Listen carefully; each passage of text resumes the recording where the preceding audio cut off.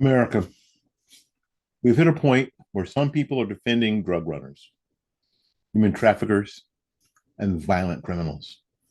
Not because they actually like those criminals, but because calling them what they are would mean admitting that Donald Trump is right. That's where we are. This is not political polarization.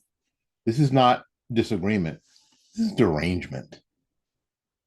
And it's dangerous. So tonight on the Morning Report, we'll be opening up the hood and showing you exactly how Trump Derangement Syndrome has grown from a meme into a national security risk.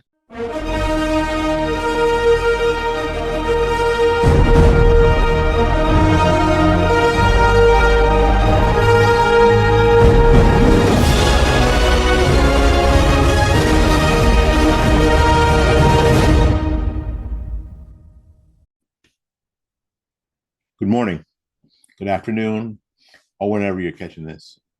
My name is Willie Lawson, and today we're breaking down the uncomfortable truth about that almost nobody in legacy media wants to admit. Trump Derangement Syndrome is not just making people act irrationally, it's making them to defend the indefensible. You've seen it. I've seen it. The whole country has watched this play out in real time. A Venezuelan drug runner gets caught, and then suddenly he's a victim of circumstance. Yeah, the circumstance is that he's running drugs and fentanyl in the United States, and he got caught, or he got shot, or his boat got blown up. 6, 7. Okay. An illegal alien murders a U.S. citizen, and some activist immediately hops on social media and says, "Don't generalize." Yeah, somebody gets their throat slit on a train by an illegal alien, and we're not supposed to generalize. Yeah, I know. You know what'll stop that? Send all those folks home. Well, that's not fair. 6, 7. All right. A cartel affiliated with a smuggler is arrested, and within 24 hours, a progressive think tank issues a statement blaming structural oppression. Folks, no, this is not compassion. It's not nuance. It's not empathy either. This is political obsession overruling moral clarity. And today, we're going to break down how and why and what it means for the future of this nation. Okay, let's get one thing straight from the jump. Hatred makes you stupid. It doesn't matter who you are. That level of obsession shuts down the parts of the brain that prevent you from walking into walls. What we're seeing on the American left isn't disagreement with Trump. People disagreed with Bush. They disagree with Reagan, Nixon, Eisenhower. But they didn't lose touch with reality. What we have today is something different.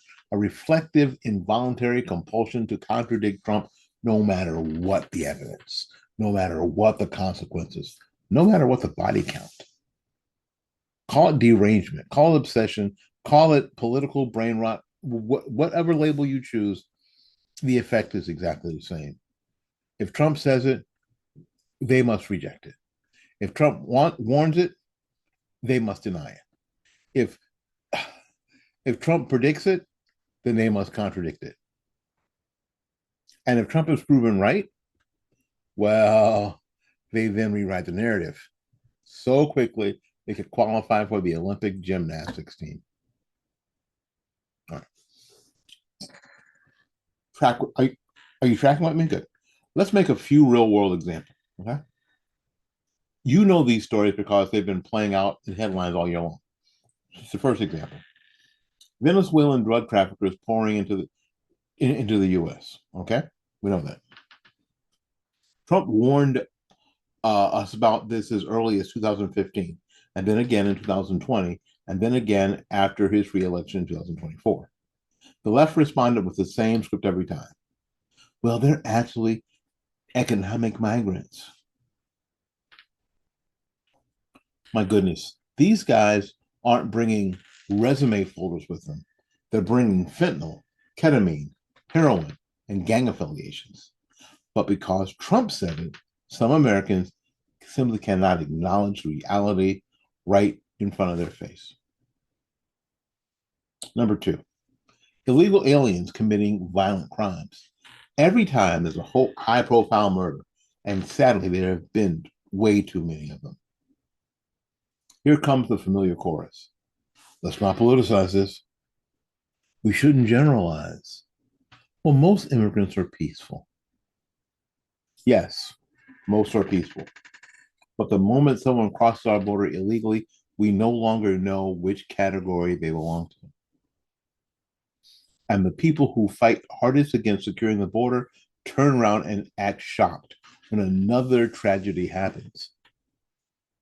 But they can't criticize their own policies because Trump criticized those policies first. So instead of addressing the real problem, they contort themselves into knots blaming societal stressors, climate migration, or my personal favorite, lack of community resources. Oh man, the problem isn't a shortage of community gardens. The problem is a shortage of border security and a surplus of willing blindness. Number three, smugglers, traffickers, and cartel affiliates. When border agents arrest someone who is clearly tied to a cartel operation, the activist left comes out with a statement that sounds like they're written by ChatGPT when it's having a bad day. Criminalization is harmful. Context matters. He was only trying to help his family. Help his family do what? Exactly. Smuggle humans? More fentanyl? Collect debts for the cartel? Because Trump has been calling this out for years. Some Americans simply can't bring themselves to acknowledge the truth. Okay, here's something nobody says out loud. TDS isn't about Trump. It's about identity. Some people built their entire self-worth around not being like those Trump people. They define themselves by opposition. So now, agreeing with Trump, even when he's right, feels like losing a piece of their soul. No, it's not rational. No, yes, it's emotional. And that's why it's so dangerous. Because once your political identity requires you to deny reality, you start defending the things that you would have never defended otherwise. Because no sane person supports cartel drug runners. No sane person sympathizes with someone who murdered an American citizen. No sane person thinks releasing violent offenders into the country is somehow a humanitarian act. But obsession, like I said before, makes people stupid. And hatred makes them blind. So when the left's hatred for Trump grows strong enough, even the victims of violent crimes become secondary. It's the narrative that must survive. The ideology must survive. The identity must survive, even if the truth does not survive. Well, if you want to know why the public can't see the truth, you have to look at the media. The modern press doesn't report reality, it curates narratives. And when the narrative is built on Trump is always wrong, something funny happens. Every time he's proven right, coverage has to bend around the truth like a palm tree in a hurricane. All right, let's talk about it. First of all, what's the first thing? Deny the problem exists. Border crisis? What border crisis? And then attack the person who points out the problem. Trump is fear mongering again. So when the problem becomes undeniable, shift to empathy. Oh, these are vulnerable migrants. When a tragedy occurs, blame everything except the policy failure. Socioeconomic pressure, trauma, lack of opportunities, climate change. It's a formula. It's predictable, and it's intentional, because acknowledging the real cause would mean acknowledging that Trump was right, and the modern left would rather eat a cactus than admit that. Okay, this is the part the media wants you to never talk about. Real Americans are paying the price for this political blindness. Break this down for you. Number one, people are dying. Families are burying loved ones because dangerous individuals were allowed into the country under the banner of the ideological virtue. Number two, drugs are pouring into communities. Fentanyl didn't fall from the sky. It was trafficked through a border that political leaders refused to secure. Number three, law enforcement is overwhelmed. Agents are chasing ghosts while politicians chase hashtags. Number four, cities are collapsing under resource strain. Shelters are overloaded, budgets are stretched, police departments understaffed, hospitals are drowning. The moral compass of the nation is breaking. We are losing the ability to say, this is wrong, without looking over our shoulders to see if our tribe approves. And worst of all, there are bad actors that know we are distracted. Those bad actors are in cartels, they're smugglers, they're criminal networks. They're watching us argue about pronouns and protest flags while they push poison and exploit chaos. When a nation loses clarity, that's when the wolves move in.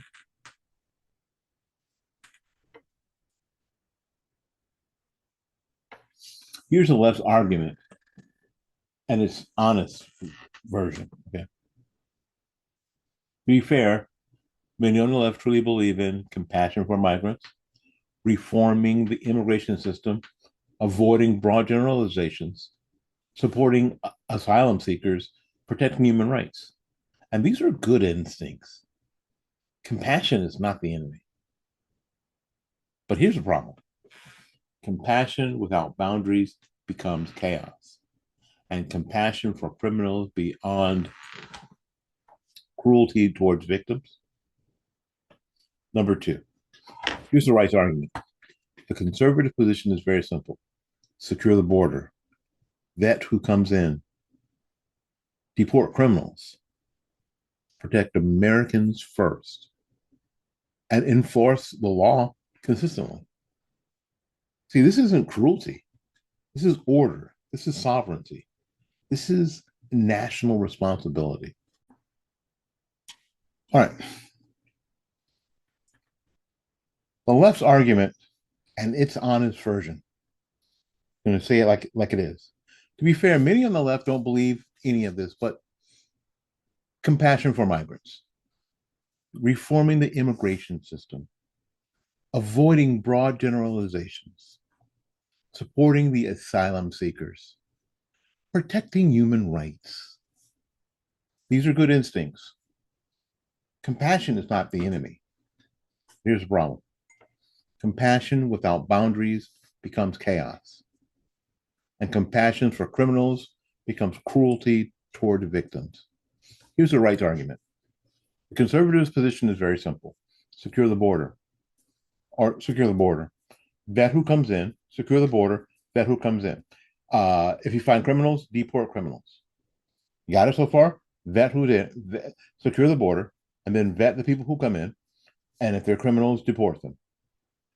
Protect Americans first. Protect Americans first, and enforce the law consistently. Folks, this isn't cruelty. This is order. This is sovereignty. This is a national responsibility. The United States can be a compassionate nation without being a doormat. We can welcome the worthy, but not the dangerous. We can expand legal pathways while shutting down illegal ones. 70s, probably. This isn't complicated. It only becomes complicated when politics distort reality. All right, so let's answer the $1 million question. Why do some on the left defend criminals? It isn't because they approve of the crime. It's not because they support violence. It's not because they like the traffickers. Because, but because condemning the criminal requires admitting that Trump was right. And some people would genuinely rather tolerate chaos than acknowledge that truth. It's a sickness, a political addiction, a refusal to let reality interrupt ideology. And that, my friends, is how you get activists defending cartels, smuggling, and smugglers like they're just misunderstood Disney villains. America doesn't need everyone to become conservative. We don't. We just need everyone to become sane. We need a nation where facts matter more than feelings, reality matters more than narratives, protecting Americans matters more than partisan points. Common sense beats ideological purity. And if we can get there, then this nonsense, this derangement, will collapse under its own weight of stupidity. But if we don't, buckle up, boys, because the wolves aren't going anywhere. And neither is a blindness. All right. Trump Derangement Syndrome has gone from a political joke to a national liability. And people are paying the price for it. Even are the activists, are the pundits, are the politicians, the families that have lost loved ones, it's the communities that are drowning in drugs, it's the border agents working without backup, and it's the taxpayers footing the bill for the whole thing. Even the citizens whose safety is now up for ideological debate. Enough is enough. If you can't put politics aside long enough to condemn a drug trafficker, a murderer, or a criminal entering this country illegally, folks, then your problem isn't Trump. The problem is reality. My name is Willie Lawson, and this is the Mona Report. Mona Report is a production of fightbackmedia.com, fightbackmedia.com, fightbackmedia.com, and Fightback Media TV. Until we see you again, go out there and learn something, love somebody, and for goodness sakes, take care of yourself. We'll see you when we see you. Bye-bye now.